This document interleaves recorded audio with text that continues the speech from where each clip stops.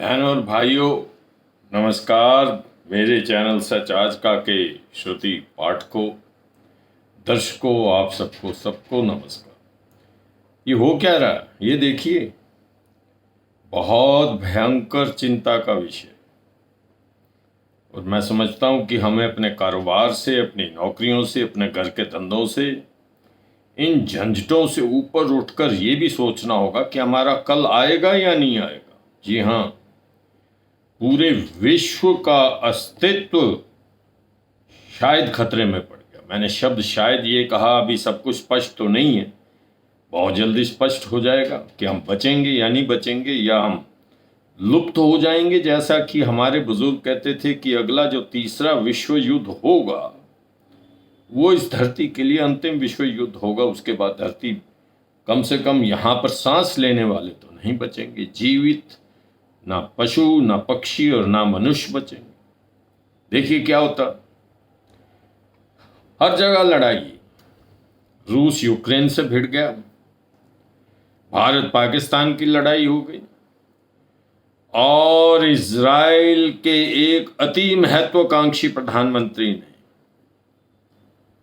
जो सबको चबा जाना चाहता, सबको डरा देना चाहता है, हमास के बहाने उसने गजा को नष्ट कर दिया, यमन के ऊपर हमला कर दिया, और अपने मित्र अमेरिका को खुश करना चाहता है कि मैं ईरान को न्यूक्लियर पावर नहीं बनने दूंगा। ईरान के न्यूक्लियर ठिकानों पर हमला कर दिया, ईरान की राजधानी पर हमला कर दिया। परंतु ये तो शेर को सवा शेर मिल गया।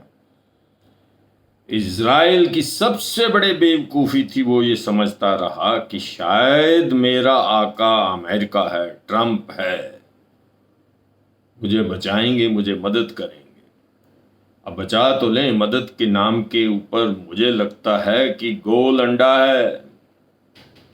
इजराइल अब मदद मांगने योग्य नहीं रहा, और यही ट्रंप चाहते। भारत अपने पैरों पर खड़ा ना हो, ये ट्रंप चाहते हैं। पाकिस्तान हमेशा ट्रंप के घुटने पकड़कर गिड़गिड़ाता रहे, ये ट्रंप चाहते हैं। पुतिन से दोस्ती के बाद पुतिन का सिर पकड़कर नीचे लाने का प्रयास करने का प्रयास ट्रंप करना चाहते थे, सफल नहीं हुए।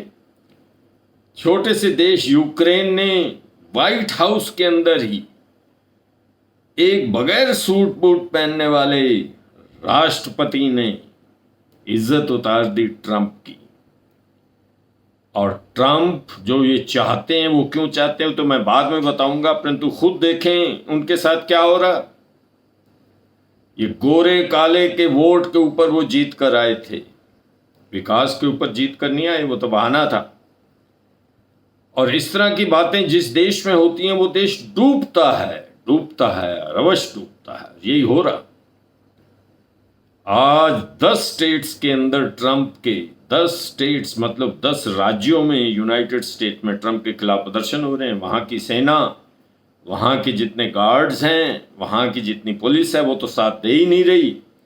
और नेशनल गार्ड्स को हर 10 जगह पर ट्रंप ने पोस्ट किया है। बगैर नेशनल गार्ड्स की हाजिरी के ट्रंप अपने किसी देश की किसी प्रदेश में नहीं जा पा रहे। यह हाल है। अब मैं उस प्रश्न पे आता हूं, ये चाहते क्यों है? ट्रंप का मस्तिष्क का संतुलन तो ठीक है, क्यों ये चाहता है सारे देशों में उथल पुथल? पहले तो इस लड़ाई के अंदर 3 देश इकट्ठे थे, ट्रंप और इसकी खिलाफत कर रहे रूस, और रूस का सबसे बढ़िया दोस्त चाइना। प्रत्यक्ष रूप से अमेरिका आगे था, ये दोनों जो थे अप्रत्यक्ष रूप से साथ थे। परंतु अब संकट ऐसा आया, स्थिति ऐसी बन गई कि ये दोनों दो हाथ करने के लिए तैयार हैं। रूस और चीन मिल गए हैं, और वो अमेरिका को उसको सबक पढ़ाने के लिए तैयार खड़े। परंतु ये सारे देशों में अशांति क्यों हो रही है? किसी न किसी कारणवश पाकिस्तान के अंदर एक बद मिजाज फौजी जनरल बकवास करता, भारत पाकिस्तान में युद्ध छिड़ जाता है। और इसी प्रकार आप ये देखिए, नेतन्याहू को कोई रोकने वाला नहीं है। और हमारे यहाँ की जो मीडिया है, दो तरह की मीडिया आप जानते हैं। एक तरह की मीडिया तो उसके चरणों में पड़ी है, जिसका कुछ लेना देना नहीं इजराइल से, और वो नेतन्याहू अपने आप को विनाश का रूप मानता है, काल का रूप मानता है, और हमले कर रहा है आसपास। समाप्त कर दूंगा हर जगह, मुस्लिम आबादी को खत्म कर दूंगा। और अब हुआ क्या कि ईरान के ऊपर हमला करना महंगा पड़ गया इजराइल को, और सच मानिए इजराइल को नाको चने चबा दिए ईरान ने। और यदि अब अमेरिका इजराइल की मदद पर नहीं आया और किसी तरह युद्ध विराम नहीं हुआ, तो इजराइल दुनिया के नक्शे से समाप्त होने जा रहा।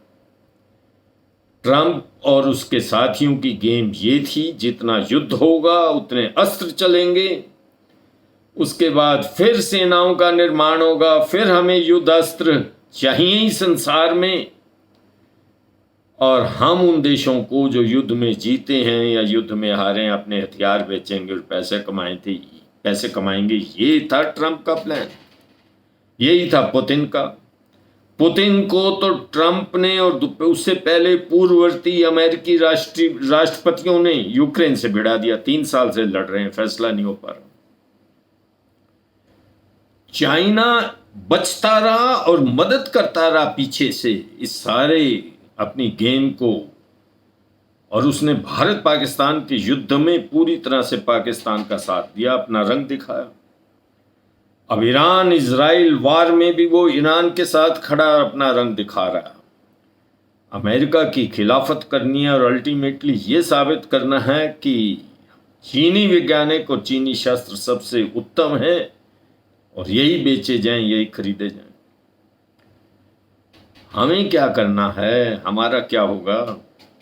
मैंने एक वीडियो डाला था जिसमें बताया था कि 9 देशों के पास परमाणु बम है, परंतु कई देशों के पास छुपे हुए परमाणु बम है, जिसमें इजराइल के ऊपर शक है कि उसके पास परमाणु बम हैं, और वो हो सकता है अपने अस्तित्व की रक्षा करने के लिए ईरान इराक वार में इसका इस्तेमाल भी कर दे। परंतु उसके बाद इस दुनिया में, ब्रह्मांड में एक भी इजरायली बचेगा, इस पर मुझे संदेह, बचेगा नहीं।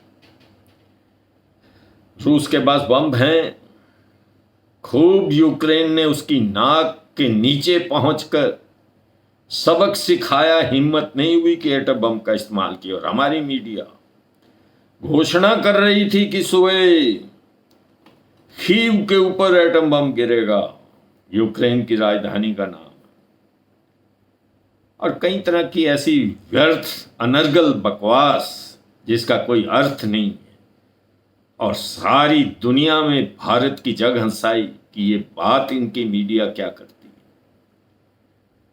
सो मीडिया को रिस्पॉन्सिबल बनना होगा। मैं आपको ये बता दूं, मैं किसी मीडिया में, चाहे वो विरोध में हो चाहे वो पक्ष में हो, उसका समर्थन नहीं करता, और झूठी मीडिया का तो बिल्कुल ही नहीं करता। तो एक बात बिल्कुल सच्ची है कि अपने अनुभव से, और जो कुछ हो रहा, अब अंधे तो हम लोग हैं नहीं, देख रहे हैं क्या हो रहा है संसार के अंदर, युद्ध के अंदर क्या हो रहा है। उससे जो आपकी कैलकुलेशन आती है वो सुन लीजिए। उसके बाद मैं इस वीडियो की पहली श्रृंखला को समाप्त कर दूंगा। वो ये कि परमात्मा ना करे ये युद्ध और फैले। और ये जो अमेरिका का राष्ट्रपति आया है, एक ऐसी विचारधारा का आदमी है जिससे दुनिया का कोई व्यक्ति सहमत नहीं, परंतु उस परमात्मा इसे बुद्धि दे। और अमेरिका बीच में पड़कर इस ईरान इजराइल वॉर को समाप्त कर दे, अन्यथा निश्चित मानिए ईरान के साथ, चाहे वो शिया राष्ट्र है, सारे सुन्नी राष्ट्र भी, कोई भी मुस्लिम राष्ट्र जिसमें पाकिस्तान शामिल है, सारे के सारे एक तरफा होंगे। और ये भी मान लीजिए, लोग कह रहे थे कि भारत पाकिस्तान के संघर्ष में पाकिस्तान एटम बम का इस्तेमाल करेगा, नहीं कर सकता था। क्यों? भारत भी उससे शक्तिशाली परमाणु राष्ट्र है। परंतु ये मत समझे कि पाकिस्तान अपने एटम बम का इस्तेमाल नहीं करेगा। भारत के खिलाफ तो वो नहीं कर सका और ना कर सकता था, क्योंकि भारत इतना विशाल है कि यदि एटम बम का प्रयोग हो जाता तो भारत का कुछ हिस्सा खत्म होता और पाकिस्तान का नामो निशान समाप्त हो जाता। परंतु अब इस ईरान और इजराइल वार में लगभग निश्चित मानिए देश, दुनिया के देश इसकी ओर ध्यान दे रहे हैं या नहीं, परंतु जो कुछ परिस्थितियां मुझे दिखा रही हैं वो ये कि पाकिस्तान एटम बम का प्रयोग करेगा और इस एटम बम को इस्लामी एटम बम कहा जाएगा और वो ईरान के पक्ष में करेगा, इजराइल के खिलाफ करेगा, अमेरिका के काबू में नहीं आएगा। ना किसी पाकिस्तानी जर्नल के अंदर हिम्मत है कि अपनी सेना को और अपनी जनता के उद्वेग को संभाल सके। परंतु वो दिन बहुत भयंकर है। देखिए क्या हो रहा। हम नहीं समझते थे कि हमारी उम्र के अंदर ही हमें तीसरा वर्ल्ड वार देखने को मिल जाएगा, परंतु ये विनाश लगभग आ गया और धरती का विनाश भी निश्चित होता नजर आ रहा है। और ये आग हमारे पड़ोस में है तो शायद हम तक भी फैल जाए और हम बचे रह जाएंगे, अछूते रह जाएंगे। मुझे इसकी कोई कल्पना नहीं है। ये नुकसान तो भारत को भी सहना होगा। हम कर क्या सकते हैं? परमात्मा से प्रार्थना कर सकते हैं कि हमारे नेताओं को भी सद्बुद्धि दे। परमात्मा से ये प्रार्थना कर सकते हैं कि कोई भी हमारे देश में इस तरह से अशांति पैदा ना हो और हम अपने आप को सुरक्षित महसूस करें।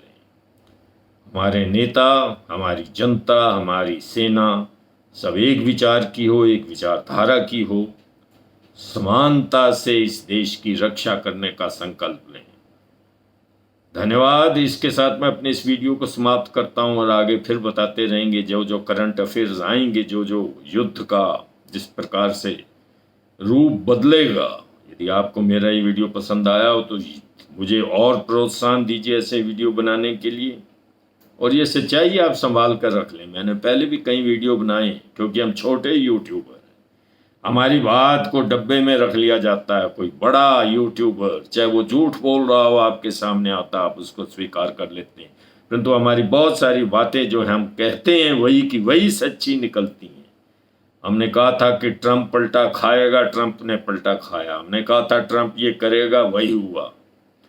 और आगे भी देखिए जो बातें हमने कही हैं वो सच्ची साबित होंगी। भगवान करे कि परमाणु बम की आग की तपिश भारत की हदों तक ना आए। धन्यवाद, नमस्कार। और आपसे निवेदन है कि आप इस हमारे वीडियो को जरूर लाइक करें, शेयर करें, सब्सक्राइब